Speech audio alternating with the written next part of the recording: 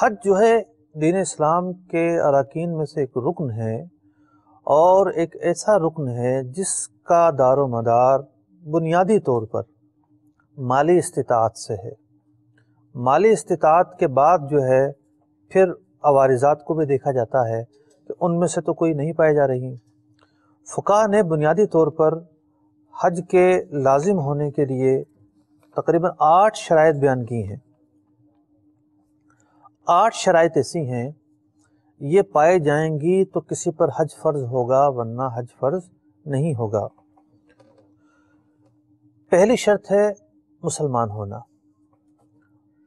کیونکہ یہ عبادت ہے اور ایمان کے بغیر کوئی بھی عبادت قابل قبول نہیں ہوتی۔ دوسری شرط یہ ہے کہ اگر کوئی دارالحرب میں رہتا ہے، ایک تو مسلمانوں کے ملک ہیں یا وہ ممالک ہیں جہاں اسلامی حکومتیں قائم ہوتی رہی ہیں، یہ دونوں چیزیں نہیں ہیں، دارالحرب میں رہتا ہے تو اسے پتہ ہو کہ حج فرض ہے۔ دارالاسلام کے اندر نا علمی عذر نہیں ہے، دارالحرب میں رہنے والوں کے لیے عذر بن سکتا ہے۔ تیسری جو شرط علماء نے بیان کی وہ ہے بلوغت، یعنی کسی نے مثال کے طور پر نابالغی میں حج کیا، عام طور پر والدین چھوٹے بچوں کو لے جاتے ہیں، تو یہ حج ادا تو ہوا، نفلی حج ادا ہوا، نابالغ کا فرض حج ادا نہیں ہوتا۔ اب اگر ایسا بالغ ہوتا ہے جس نے حج کر لیا تھا، اس کے بعد پھر مالی طور پر اتنی استطاعت ہوتی ہے کہ حج پر جا سکے اور دیگر شرائط بھی پائی جاتی ہیں، تو اس کے لیے حج کرنا ضروری ہوگا۔ چوتھی شرط ہے عاقل ہونا۔ ایک شخص مسلمان بھی ہے، بالغ بھی ہے، لیکن اس کی عقل سلامت نہیں ہے، پاگل ہے، تو وہ بھی مکلف نہیں، اس پر بھی حج فرض نہیں۔ ہاں اگر ایسی کیفیت ہے کہ کبھی عقل ٹھیک ہو جاتی ہے اور کبھی جو ہے اختلال آ جاتا ہے، پھر اس کی جداگانہ تفصیل ہے۔ پانچویں جو شرط ہے، اگرچہ کہ اس زمانے میں نہیں پائی جاتی، پہلے زمانے میں یہ ہوتا تھا کہ غلام اور باندیاں ہوا کرتی تھیں، تو غلام اور باندیوں پر حج اصلاً فرض ہی نہیں تھا، آزاد ضروری ہے، اس کی آزاد ہونا ضروری ہے۔ چھٹی جو شرط ہے بہت ہی اہم شرط ہے کہ تندرستی ہو حج پر جانے کے لیے۔ تندرستی بھی ضروری ہے، اس کی تفصیل ہے پھر، جی مثلا اعضاء سلامت ہوں، اکھیارہ ہو،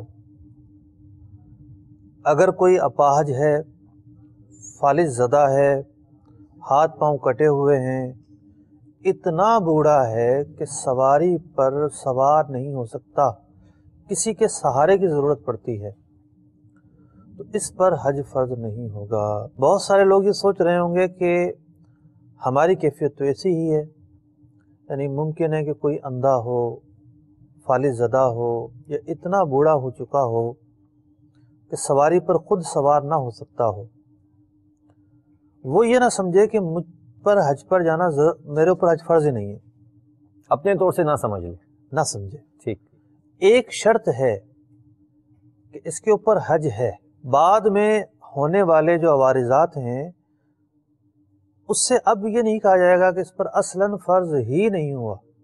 ٹھیک، پہلے جب حالت صحت تھی اور مالی استطاعت بھی تھی، ٹھیک، حج فرض ہو چکا، لیکن اب اس کا اپنا جانا ضروری نہیں ہے، یعنی اب کیفیت تبدیل ہو گئی، اب یہ حج بدل کے لیے کسی کو بھیجے گا۔ تو زیادہ بہتر یہ ہے کہ اہل علم میں سے کسی کو تلاش کیا جائے، ماشاءاللہ، تاکہ وہ جو دیگر مناسک اس کی طرف سے ہونے ہیں وہ اعلیٰ طریقے سے ادا ہو جائیں۔ ماشاءاللہ، ماشاءاللہ۔ ہمارے ہاں ایک الگ ٹرین ہے، کسی پر احسان کرنا ہوتا ہے تو اس کو حج بدل کے لیے منتخب کرتے ہیں، پھر ایسے غریب اور ناچار اور ایسے کو ڈھونڈتے ہیں جس کو مطلب درست حج کرنا نہیں بھی نہ آتا، یا آتا، ان کے پھر ملازمین ہوتے ہیں، جی رشتہ داروں میں سے ہوتے ہیں، چلو یار اس کو بھیج دیتے ہیں، حج بدل ہو جائے گا۔